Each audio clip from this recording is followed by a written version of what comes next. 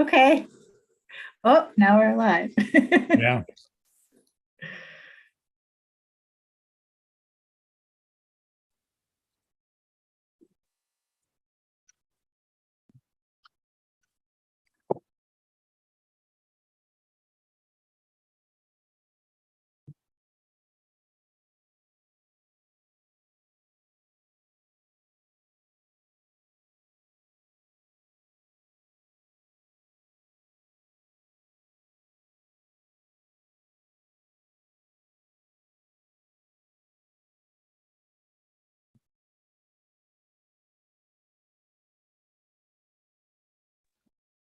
All right.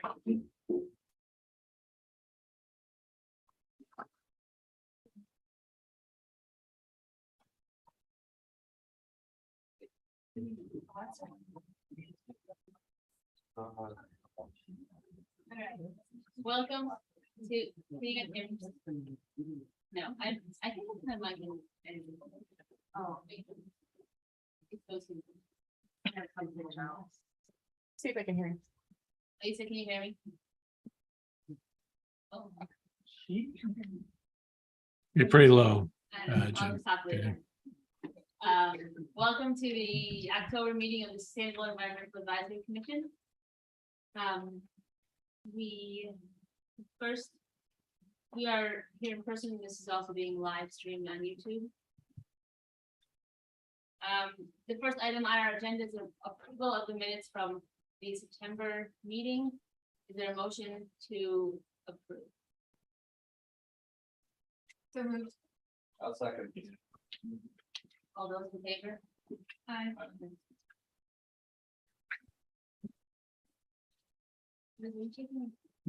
Yeah, I'll take that. Okay, next up on our agenda, we have a special guest, our new community development director, Johanna Iden. And I'll let you introduce yourself. Good evening, Johanna Neiden, Community Development Director for the village, formerly of Evanston, Illinois, the town across the moat. But I am a Skokie resident. 1 second, I'm going to turn the camera on me. Oh, and I forgot to.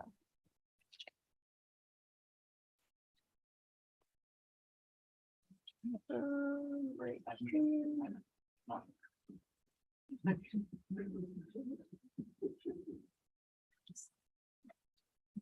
That works. No.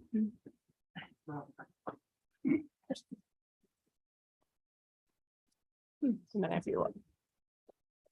No, is it the first one? Oh, wait, push that button. This one? You need to stop the video. What's that? You stop the video. Oh.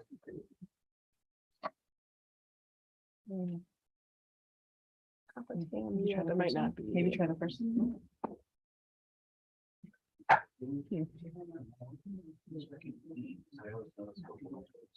Oh, great.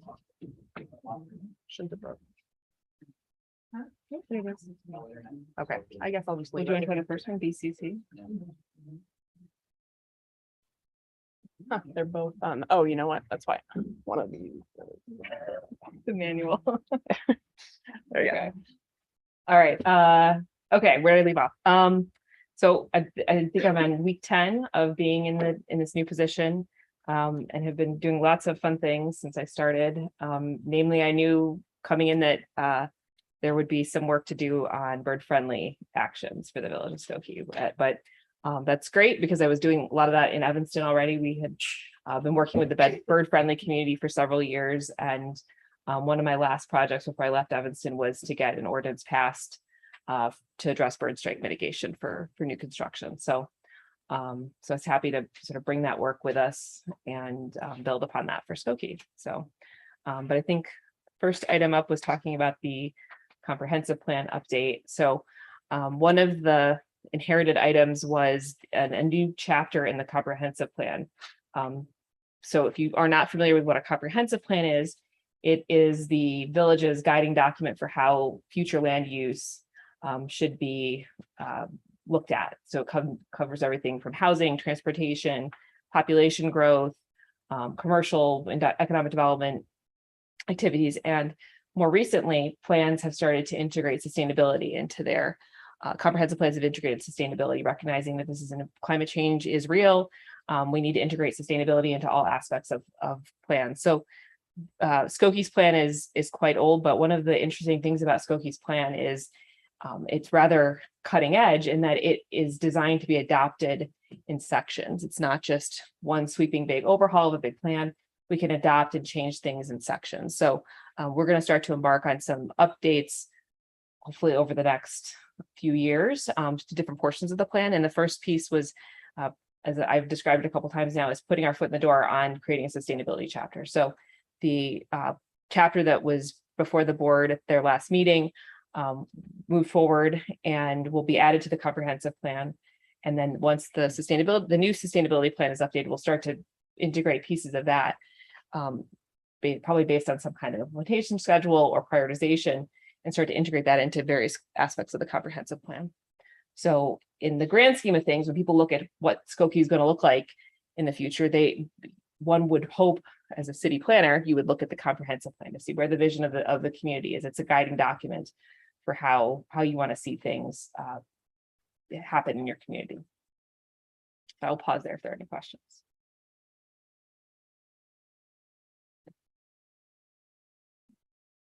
Okay. Well, Thank you. All right, should we move on? What are some themes, things that you're not currently integrated that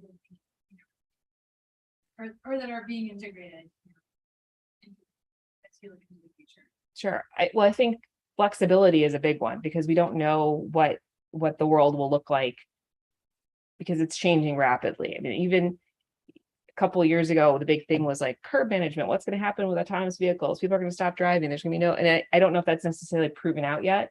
But because now the bigger conversation in the world is looking at what does EV look like? How do we integrate that better? I think the world just keeps pivoting. When I started working at the city of Evanston, I remember discussions with developers and with the environment board at the time talking about how gas was the way to go on things. And that was one of the pieces of discussions that was had, and that has changed. And that was 13 years ago. So, the world keeps changing, and making sure we build in flexibility so we can pivot appropriately. I think the other big one, just because I'm in this group, I would say this if I was in front of any group, is sustainability, is that it has to be integrated in all aspects of our plan: housing, transportation, economic development. It all has to come together. And I've been really pleased with my experience so far with Skokie, because I think that is just by the level of staff involvement at various points, it very much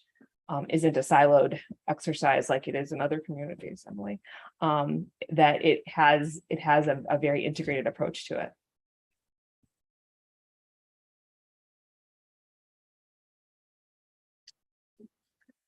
Anything else on comp plan? So we will, I think, one other last point to Emily's question is making sure that everybody knows about a comp plan and better communication. I think that's another piece that often plans just sit on shelves, and making sure that the comprehensive plan is something that people can use and is a living document, that if you open up Skokie's comp plan, you will see it states just that's the goal, that this is a live and active document, that it's usable, that it doesn't just collect dust. And I think that's really, really laudable. So Comment.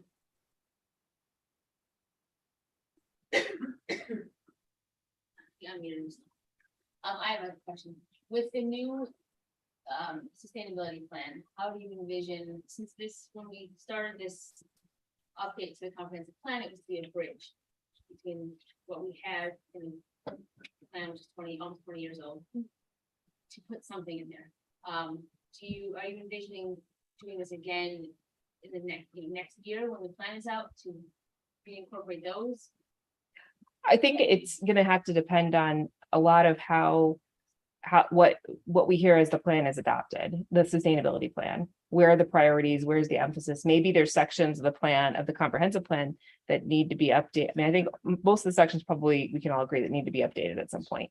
But as we move forward, if there are particular areas of emphasis, if there's something, about a sustainability plan that we want to focus in on transportation or housing. Those are the areas that I would almost say we should go and work on thinking about what those updates look like, as well as updating other aspects of housing affordability or transportation and non-motorized modes of transport. I mean, there's all sorts of ways we can update it.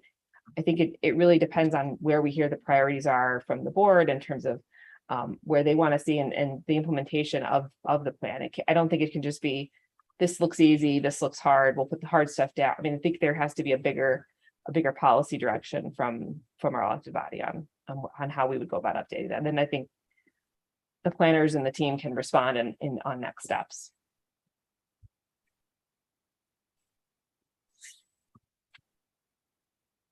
John and Lisa has a question, then I have a question. I know Lisa has a question. Hi. So my question is, I guess I'm confused about, Yeah, hear you, Lisa. oh, you can't? Let me turn the volume on the bottom. You're coming in loud and clear to me, Lisa, so it's Oh, obvious. okay. Okay, so it's not on my end. Yeah, Take it. Should I keep Yeah, talking? ask her to chat. Okay, so can you hear me yet or no? Maybe not yet. I could type it in the chat if you're having a problem. Yeah, she doesn't know. Oh, wait, If you want to just ask her to Could- chat. could, Can we get those questions in the chat? I can see the chat. I can't hear you. I can do that. Can't hear you. Might not be on her end, might be. Yeah, it could be. Audio, yeah. Liz, it's a audio. Hey, Liz, audio.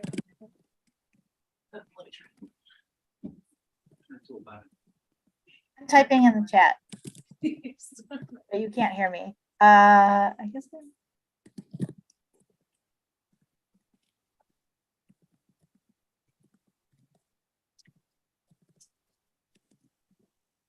Okay. So would you like me to answer that? Yeah. Okay, so I think the process is going to be, once we get the plan adopted, what I shared with the board is, once we see the adopted plan, then we'll work through what that and the implementation schedule. We'll see what that looks like. So it's not going to be a 2-week process. It's going to be a multi-month, multi-year process for implementing. It's not just the comprehensive plan. There's other parts of sustainability that will need to incorporate it into different parts of the village. So when does the plan with so many revision stuff? I don't think it's so much so many revisions, because the plan hasn't been revised in 20 years. I think it's more that you could update portions of the plan. So you could do the housing section and then do the housing section in 10 years, or the housing and transportation. It's designed to be iterative, not necessarily something that we're constantly going back to the drawing board on. I think it's great. And then I guess so comp plan is a document that is cited in the village code. So most communities have it says this is in conformance with the comprehensive plan. So you'd have it's effectively a codified language, and then sustainability or any other plan that we might have, a housing plan, a transportation mobility plan. Communities might have lots of other plans. Those can then feed into and inform the comprehensive plan. So instead of, in some communities, you might have one plan that's updated to continue every 10 to 15 years. A lot of research goes into each individual aspect of it. You can spend a lot of time, saying comprehensive plan in the village of Skokie needs to be, we need to work on sustainability. So the effort here and the investment has been in the sustainability plan. The comprehensive plan can speak and reference the sustainability plan as almost an appendix or accessory reference document. So it sort of pulls, the comprehensive plan can pull the sustainability plan in to some degree. Okay,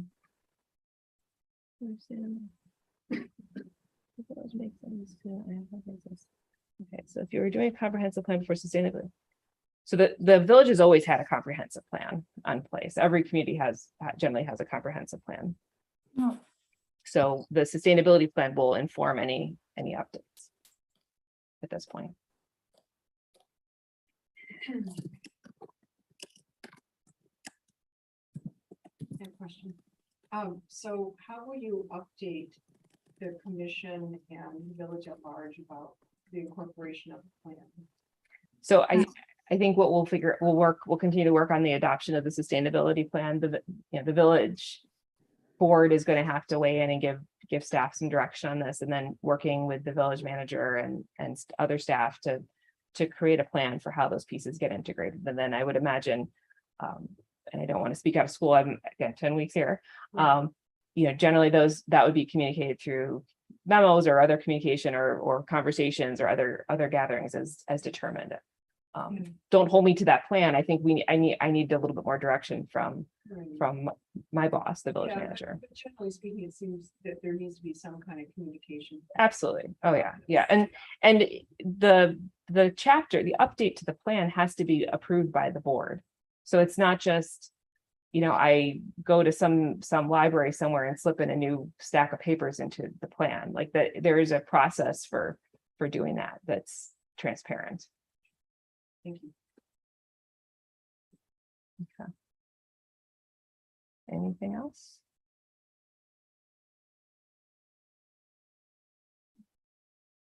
We're talking about birds. Yes, let's go right into the Let's next. go right into birds. Next topic. Okay, so bird strike mitigation. So I don't know if you've had a good chance to delve into some of the plan here. Where this started, we had a different evolution and approach. We had the American Bird Conservancy. If you've checked out their website, they have a number of different ordinances from around the country and even Canada on ideas for bird strike mitigation. So we started thinking about what do we want to have in Skokie, like sort of create the laundry list. And then a couple weeks ago, it kind of came to, through a series of discussions, that maybe it makes a better sense to maintain a regional approach. So the guidelines that are in the document that was shared are Chicago's guidelines that Evanston has also adopted, and now we're proposing that Skokie move forward and think about adopting, because birds don't necessarily make a plan for how they're going to the safest route that they're going to travel. And if we can continue to build on a regional approach to having the similar guidelines to other communities in terms of how we manage bird strike mitigation, then this helps for us to effectively be a leader in helping manage this. So one key difference with this as opposed to Chicago and to Evanston. In Chicago, this is bird strike mitigation is a menu of several sustainability items. It's not required in Chicago, so they're going to meet their certain sustainability checklist items. They want to gain points from doing bird strike mitigation. They can do that, or they can do it through other things like electrification of the building, or other geothermal or other energy source. They can pick and choose. It's not required. My understanding is this may become a requirement at some point, but that's not set in stone by any means. Evanston did make these guidelines as a requirement of certain types of developments that are similar in terms of applicability. The only difference is in Evanston, this only kicks in if you have an existing building and you're rehabbing 100% of the facade. Here we're proposing 70% or more of the facade is being rehabbed. This would kick in. So it applies to all new construction and buildings to be renovated or rehabbed. And it does not apply to detached 1 and 2 family dwellings and multiple single family dwelling units like townhomes, or residential buildings 3 stories or less in height above grade. Goes through a series of definitions, and then it gives 2 options for compliance. The first is compliance option A, which breaks down portions of the building into different zones and asks and requires that you have building collision threat factors of 15 or less. So those things are calculated based on the types of materials, the types of windows, screening, other things for different zones of the building. So it describes different values to those areas of the building. So that's compliance option A. Compliance option B says you're going to basically build the same building you would have built, but you're going to put some kind of screens or mesh over the windows in the designated glass areas, and making sure that certain external features keep the strikes minimal. And then adds pieces of exterior lighting. So the following types of exterior lighting are prohibited: mercury vapor, luminaires, searchlights, sky beams, upward directed fixtures, and aerial lasers. All exterior lighting fixtures shall be full cut off to minimize uplighting conditions. Also must have controls to extinguish during certain periods of the year to address migration. And then safety features and other security lighting would be allowed. And then if you're on looking at the document, there's sort of a sample table for how you would calculate this. And the way the calculations can be found is the American Bird Conservancy has all the calculations for the different materials. So they break down by glass type, brand, manufacturer, so that then you're able to calculate this threat factor. And if you do lead pilot credit 55, then you would be exempt from this because you'd be doing some similar calculations. And lastly, the one revision, we're going to change the language slightly, or proposed language. Total building permit fee, we just change it to total fees associated with obtaining a permit, because it's a slightly different language here in Skokie. But this would be 75% of the fee. Is there any consideration in any of these, I haven't seen other cities plan this one, of location or time of year? Location in terms of, Meaning if it's like a, part of the uproar about Carolina, it's next to a forest preserve and a big fly zone. There can be consideration to kind of bird specific stuff like that, or like the city of Chicago that it's lights out in certain times of the year with migration. right, so that is part of this. The lights out, it does address lights out. So building must have controls to extinguish exterior and decorative lighting on the upper stories of buildings after 11 p.m. each evening and leave lights off until daylight from March 15th to June 15th for spring migration. And again, yeah. So nobody does anything specifically about location if there's some located near they do have like location near fly zone. You must do these mitigate. I mean, it's more of an applicability piece, and we're saying all new construction would be applicable, whether you're next to the forest preserve or not. So I think in what I observed, I think there was some in California that if you were within 200 feet of a preserved nature area or some green, lush green space with large tree canopy, then you were subject to something. But I would rather just say everyone's applicable, because then you start getting, well, is it lot line or is it build it? It just becomes a more confusing, and really what you want to do is you want to make this super simple for developers and people who are making these decisions. And in my experience, the way when I worked on this in Evanston, and we were doing this 4 or 5 years before we actually codified anything to kind of test the waters to see, this was one of the easier things for some of the developers to do, because we got the bird friendly folks with them early on in the process, and they were able to inform on materials and doing certain things with balconies that they didn't even know about, and we just got that information from them early on, so they were able to make building material decisions before they got to the end, and they had costed this stuff out, so they kind of had this sense of what their building was going to cost, and it really wasn't necessarily prohibitively more expensive to do some of these measures. They couldn't do all of them, which is why that threat factor mitigation, the overall calculation is useful, so they can make different trade-offs. But this provides good communication up front versus creating a more confusing sort of laundry list of don't do this, do this, don't do this. There's a little bit of control within their court. So it's kind of my understanding that, speaking of Carvana, that one of the issues that there was with Carvana was that it's a standalone building in the area, although it is supposed to. And that, I don't feel like that there was actually enough voice to the fact that it was especially threatening because it was a standalone building. It was especially threatening the birds. So I'm wondering, if there's any way to do that. And I don't. Because I think what you would be doing is you would be looking at the neighborhoods and ecosystems. You would be looking on a neighborhood level, right? And it's actually doing the opposite of what you're suggesting, just creating like a uniform, which is good, like uniform things are good. It sets clear expectations, but on the other hand, like, it's not true that the impact is going to be like based on the location. Sure. I don't know if there's any. Yeah, I mean, I don't know. I don't know how to, because you also can't necessarily. You have to set a pattern of how expectations. So, zoning is one way in which we do it. We say, here's how tall you can build a building, here's how dense, here's how much bulk you can, you set those building codes, you set those expectations. I'm not sure how you manage around areas like that. I'd have to, maybe there's some more research and I can put that on my to-do list to see if, but I don't, what I have observed is, I think that is more likely to trigger applicability to have to do bird-friendly measures versus if you are within 200 feet of it, you do the bird-friendly measures versus everybody is doing bird-friendly measures in the entire village of Skokie. Right.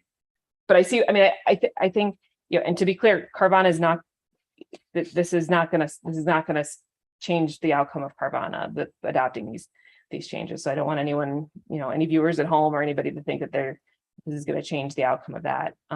That was not the task here. But I think that it decreases the likelihood that things like large glass buildings will be built without mitigation measures in the future. I think that's going to be harder to build anywhere because more and more communities are recognizing the importance of adopting these kinds of measures. I have questions about the penalty process. So to get to a penalty, to get to the point where they're in violation of whatever it is that they're in violation of, are they in violation of their site plan, of their permit? So I think For that? so let's imagine a building is proposed to be built. Let's call it a 3-story commercial building, just for like the sake of argument. And we go to we review the documents and we're going to update our workflows if this moves forward, and it'll say bird strike mitigation matrix. We'll call it something like that. And it's not there. Okay, where's your bird strike mitigation? We can't issue your permit until we have your bird strike mitigation matrix. So there's that step. Okay, so let's say they prepare the bird strike mitigation matrix and then they don't do the bird strike mitigation measures and they go back to inspect. Well, we can't give you a certificate of occupancy. You did not do the work in conformance with what you said you were going to do. Just like if you were going to put an exit and you didn't put an exit, there's life safety issues. Like if you don't follow through on the permit, we can withhold certain things.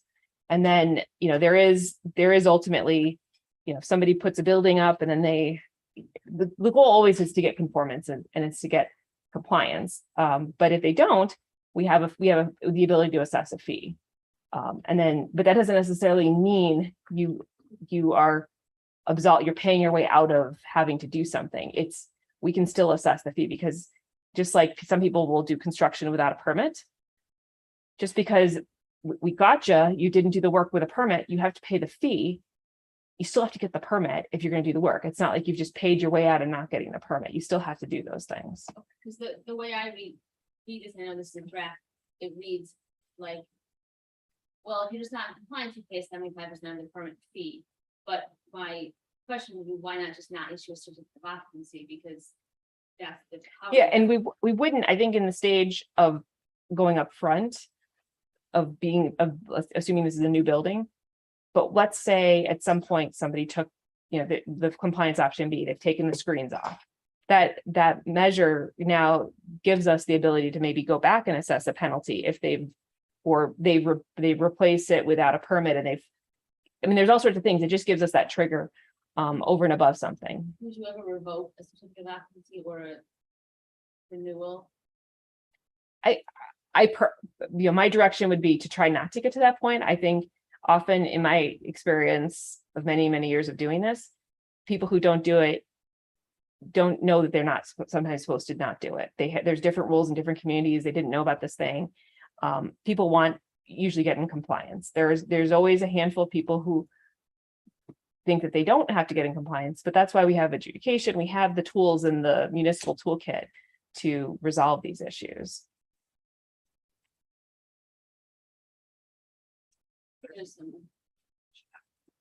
Okay. hold on. Okay, give me a second to write this. Hold on. What about commercial buildings? Also, is there something specific to interior lighting? Okay, so the guidelines say for residential, people will be encouraged to turn out lights and draw blinds after 11 p.m. Commercial buildings, yeah, this would be a lot like signage, all those lights would need to be extinguished. Have you identified fly zones in Skokie, or is this all? I'm considering all of Skokie a fly zone. But I know that there's specific patterns. I've seen the maps, they're pretty cool. Questions I've heard. Difference practically between codifying the building code versus zoning code. Okay, difference between codifying and the building code versus zoning code. These become down to building are really a building code issue. It's zoning deals with height and density and FAR and other land use issues. This is more specific to the structure of the building, and that's where, you know, if you get lights and other things, that's really a building code issue. Second, I'm trying to figure out the real cost of the builder for not doing mitigations. I don't really see that the builder doesn't get to not do. Once you put it in the code, they don't really have that option to not do the mitigations. Also, the other thing I should point out, even if there was a world in which they could quote unquote buy themselves out of this, most people are getting money from banks or lenders or other people. I don't think most people are going to lend somebody money being like, hey, I'm going to do this and I'm also going to cost you 3/4 of what that permit fee costs. So if a large building like the one across the street at High Point was $1 million to be redeveloped, or for the permit fee, if that $750,000 of $750,000 is a pretty expensive venture to not put in the mitigation measures, which probably would have been far less than that money. So we're trying to make this a costly endeavor, more costly than actually doing the mitigation measures. Large builder could just, yeah, I don't think that would happen much. I don't know what the permit fee with Carvana would be. But I think, you know, large buildings, large developments are usually somewhere between $500,000 and $1 million in permit fees. Oh yeah, the street financially, that penalty could be village installs. Okay, and the village would never go and install, the municipality wouldn't go and do any kind of construction on private property.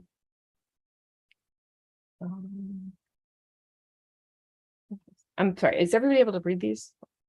Okay, no, okay. I'll read them now.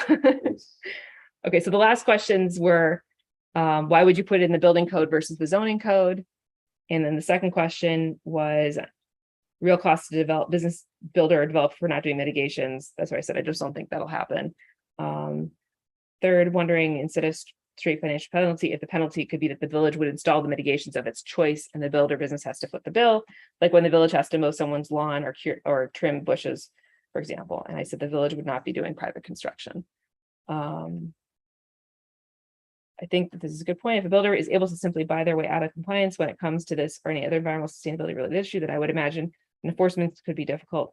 So there definitely should not be anything in the ordinance that could be a loophole that could be exploited by a builder. And I don't think there would be. I think we would look for building permit, certificate of occupancy. This isn't the ordinance, these are guidelines. So you know, when we get to the point, if that's where we get to with an ordinance, those kinds of things could be addressed because this would be considered part of the building permit. That's it for Zoom questions right now. Other questions? Feedback? Yeah. Okay. Anything else? Any other comments or? After tonight, what's your next step? So, I think, you know, there's some good feedback here and some questions that were raised that would probably be baked into the further communications that would go forth.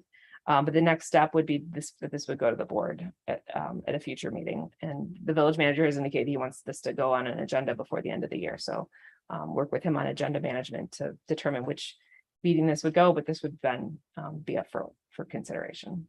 When it goes up for consideration, is it in the form of an ordinance or is it to authorize the writing? So it'd be for first reading. So then there would be an adoption of the second in the ordinance in the second one. But I will talk to the legal department about how they want to package this up because I think there's pieces of this that we want to make sure are very clear so there's not additional questions. This is more of a comment. You know, something I started thinking about is that decreasing light pollution is not just good for birds, obviously it's good for people and other animals and just air in general, you know, energy consumption and whatever else. And so I guess my hope is that while this does directly address birds, there are a number of things that can go into, you know, building codes that can be good for the environment, people, reducing energy consumption. And so hopefully this can become part of a larger package of, you know, improving buildings. Yeah, well, I mean, I think even this is just one piece of dealing with bird strike mitigation. I mean, there's still, Skokie has a lot of picture windows, and I have a picture window in my home in Skokie. I mean, there's things that we can help improve the outcomes of everything by doing we already have a lot of existing buildings, I guess is my point. And there are things that we can do, information we get to people of retrofits and other things that they can do that they might not even be aware that they can do. There's an education piece of this that is an opportunity, certainly. I think there's so many different ways in which the building code could be tweaked over the course of time, but I think also the building code that the village has adopted, the International Code Council has made some recognitions and commitments to improving resiliency and addressing climate change as a organization wide. And when communities adopt the most recent version of the building code, we're getting the best building code at that moment. And I think I believe the village was adopting on a 6-year cycle, but I think this last one was 9-year cycle. But adopting it every 6 years, it means that we're going to get the best building code, and is, I think, a really important piece of that resiliency and sustainability, because they're going to keep updating and they're going to study those different measures, and making sure that we're getting the best is really important. A couple new. Oh, okay. Can you clarify the difference between guidelines versus a requirement? Well, we've made this, the guidelines say you can pick compliance A, compliance B. So that's a guideline. The applicability would be a requirement. Like if you are building a new building, you are required to do this if that moves forward. Can you explain why this wouldn't apply to a building like Carvana's? Because Carvana's, my understanding is Carvana is in for permit. So that once you're in for permit, you've kind of locked yourself into to the rules and regulations that are such. They have other issues with the state of Illinois that we would not issue a permit until they sort those out. Okay.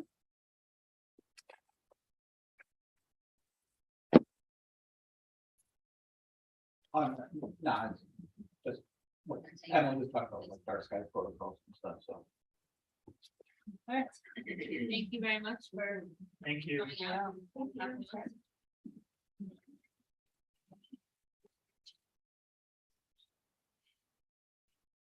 All right, next on our agenda is under old business and the sustainability plan update.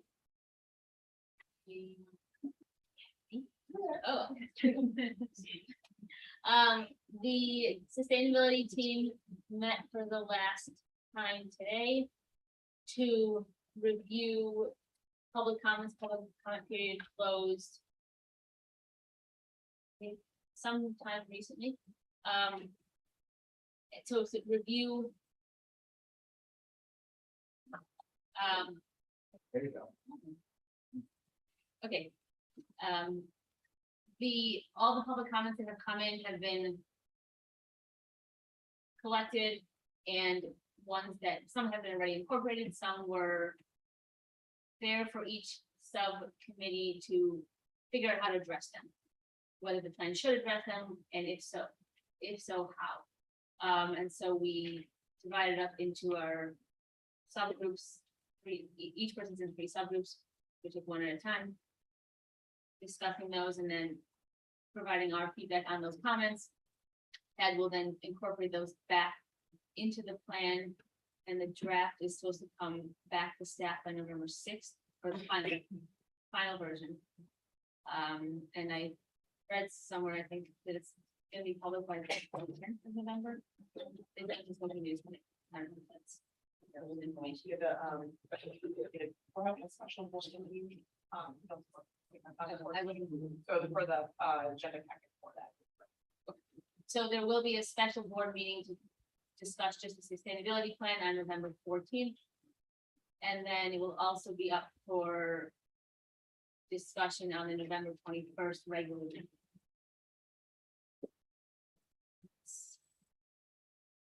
All right, that is it. Can I ask something on the plan? I don't know if this is like a housekeeping or what, but twice near the end, it mentions a sustainability commission. Is that like That's the. Where, when it gets to the final steps you need to proceed, cross-cutting actions, and it talks about two things. It talks about, it uses two different terms. It talks about bringing together a Skokie sustainability team, which I envision to be, or I think it says people from different departments. And then it uses the term sustainability commission twice. Progress updates will be reported to the Sustainability Commission and the Village Board of Trustees annually. And then a couple of points later, it says something about sustainability commission. That's the only time I see that term in it. I don't know if that is an actual commission that's proposed, or if that's this commission, or I don't know what it is. Yeah. All right, next up on our agenda, under new business, we have an update from the waste subcommittee, which, oh. Any question? Yeah, can you hear me or? Can you type that? We can't hear you, sorry.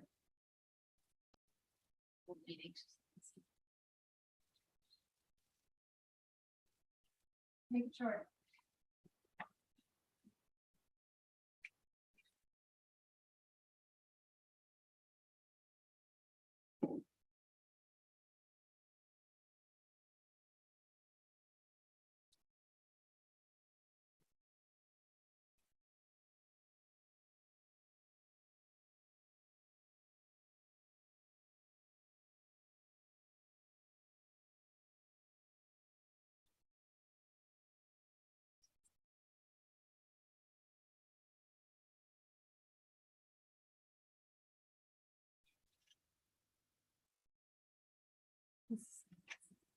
There we go. We can do some evaluations.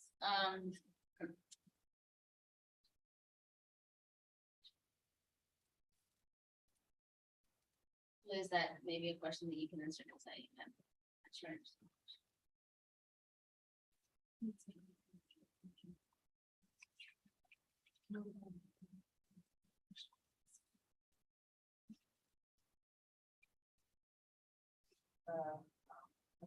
Update or update progress update.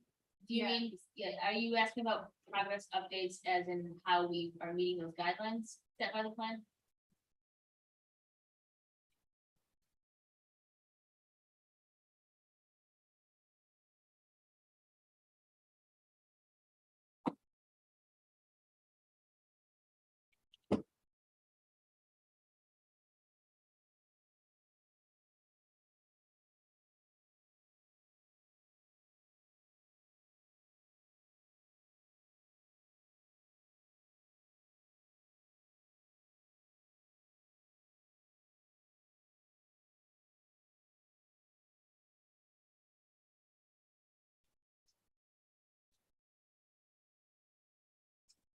Yeah, we've been in touch.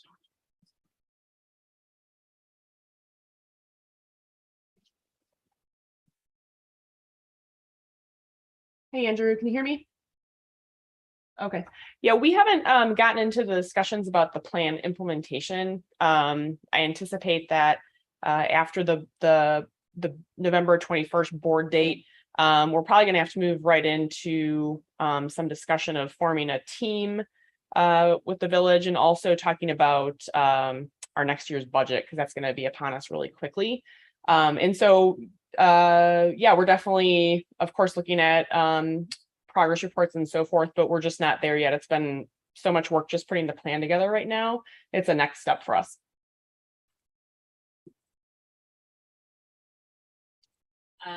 With the subcommittee update, I'm going to turn it over to Jim.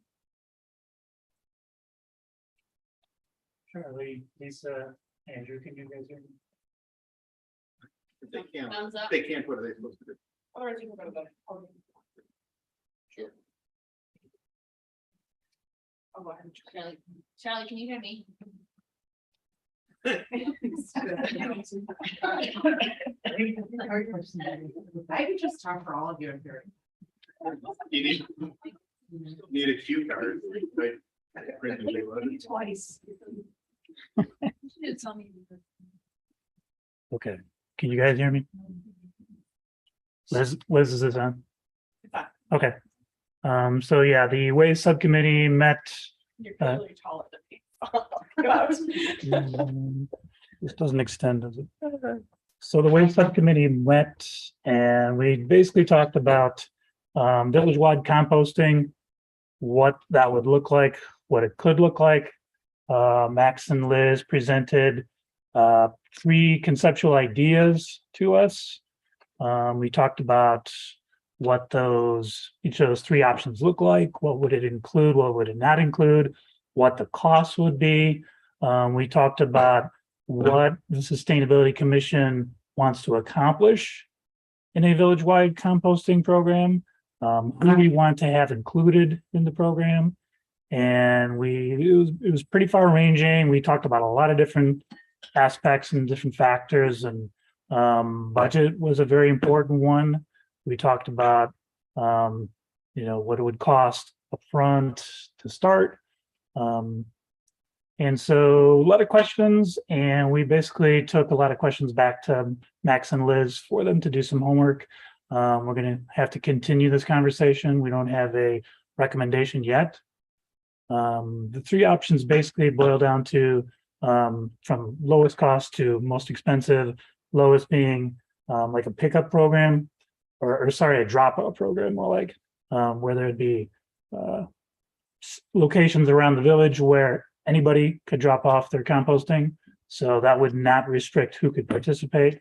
And then the next level up would be a program where residents opt in to a program where they get their compost picked up from their homes. And then the third option was an all-in program where everybody gets a bin, all residents get a bin. So that was kind of the 3 conceptual programs that we talked about. And so then we started mixing and matching and talking about maybe this is a phased-in approach, talked about different metrics that would be a part of this.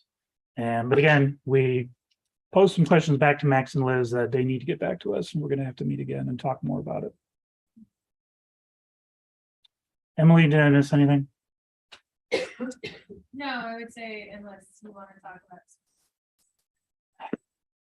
Yeah, I mean, since we don't have a real recommendation yet, I didn't want to get into too many specifics yet. Yeah.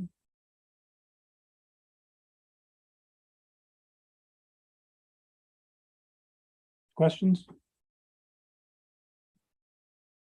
Oh, mic that works. Yeah, Jim. Can you hear me?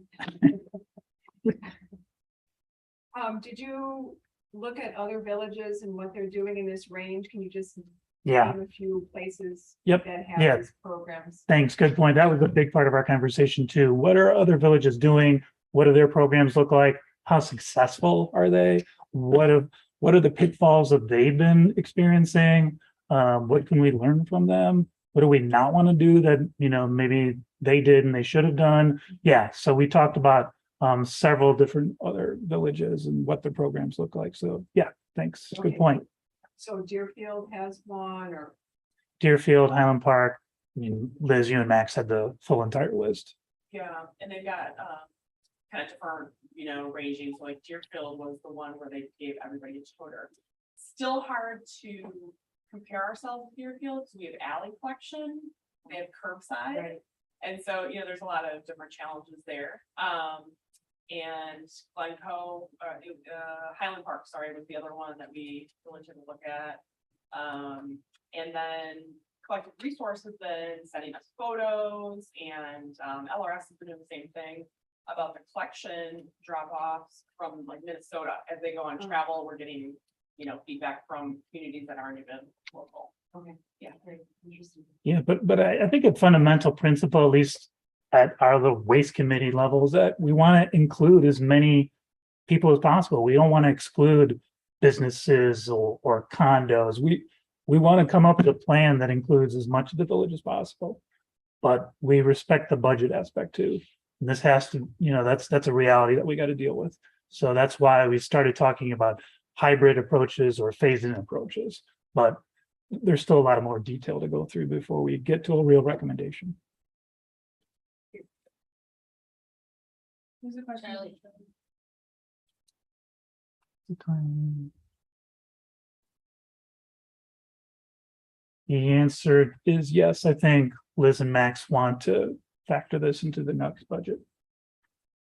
Yeah, I mean, the goal, you can say it's in the microphone, I mean, the goal is for them at that November meeting in tandem with the plan. Yeah, the timeline would be like a November-ish timeline. According to new scoping, we are presenting at that same November 21st meeting. And how would this fit into the conversation about the second garbage pickup? Yeah, I don't know. It's actually, I mean, I think one thing that Max said is that it's surprisingly somewhat unusual, right?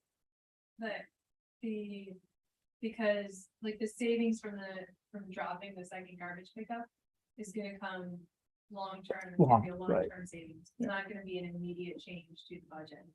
And that's not, so this is not Max saying that, he agrees with, or he wants to, he's advocating for keeping the second garbage pickup.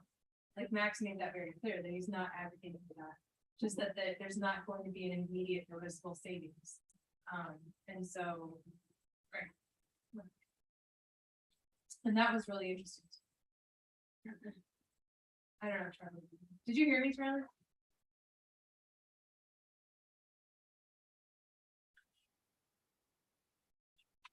Yeah, good point. Yep, very true, Lisa. And it's not just budgetary that guides what we're doing, it's itself, there are also other implications that Right. budget needs to come into consideration, but it's not the only reason. It's not the only consideration, but yes, it is a consideration. Yeah.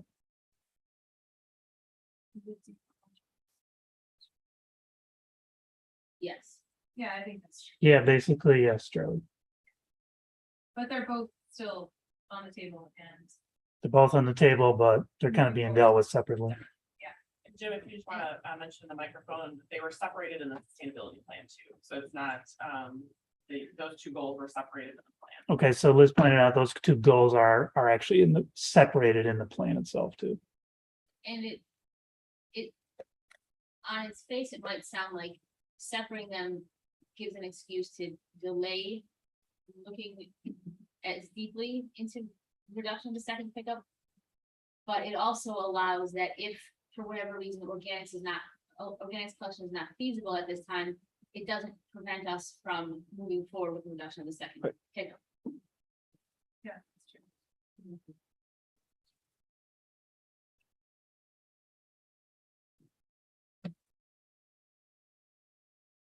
Yes.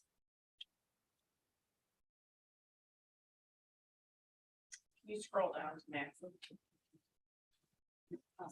Or up? Oh, yeah, sorry.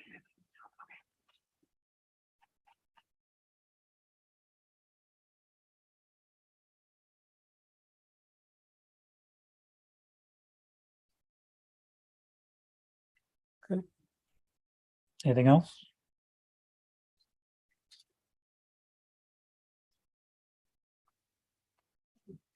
Thanks, Jim. Next on our agenda is, we will be having speaking of composting, pumpkin composting at the farmer's market on November 6th, which is not this Sunday, but the following Sunday. And I believe collective resources could be there handling it. Woody volunteered. I'm not sure. During the- I didn't see a farmer's market.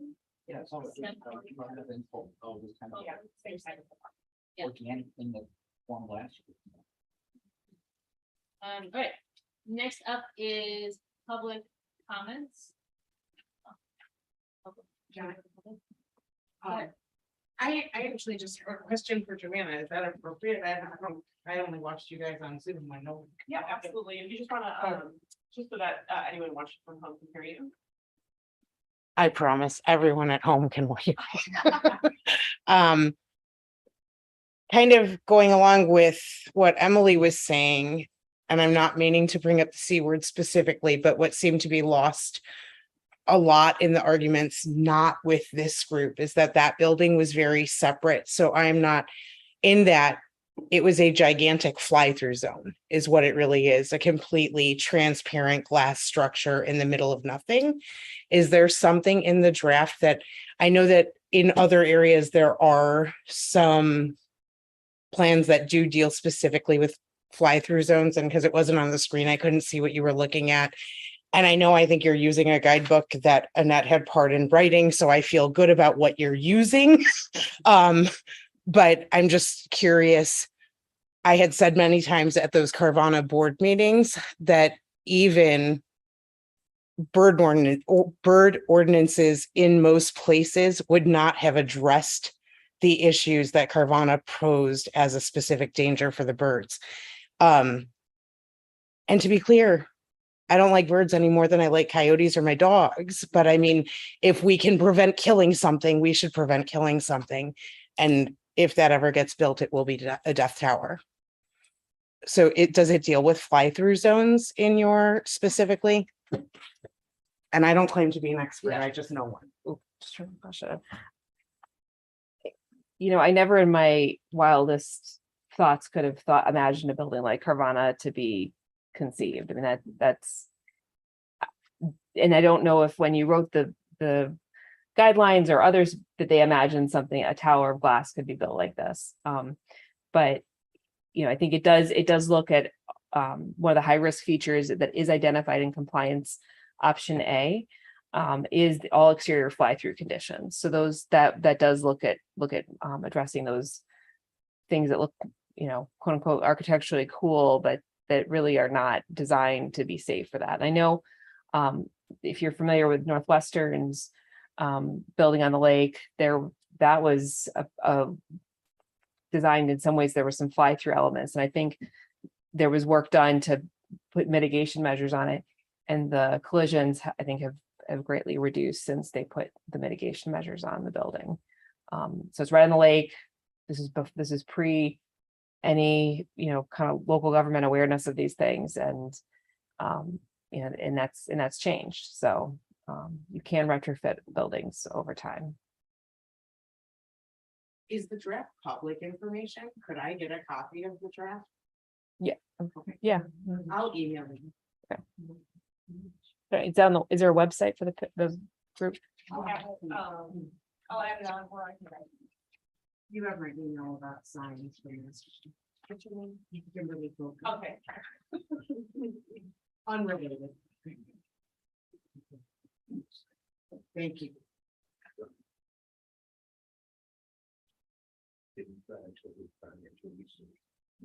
Any other public comments? Alright. Then next on our agenda is our next meeting, which are we meeting in November?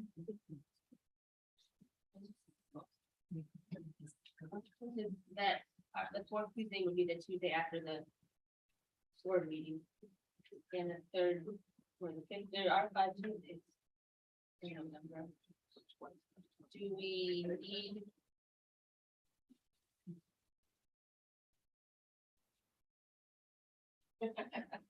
Why wouldn't we meet just? Well, we typically don't meet that week of. When we talking about pushing the meeting up or back, I mean, I think it would make sense after the board meeting, meet, then after. Yeah. I can't. Yeah. I can't, you know, we keep rescheduling these meetings, I work every single night, I don't know. I'll give you a date. Who's bringing the job? I got a job. I don't know what to do. And we can. November 29th. I work nights. Oh, like, oh my. Sorry. All right, so we will tentatively, but I guess officially put that down for November 29th. 2022. Same time. Yeah, that's something I just checked in the email. It is the 5th of the month, so only nobody's on the 5th Tuesday unless they're also getting. All right, with that, the motion for adjournment. So moved. Second.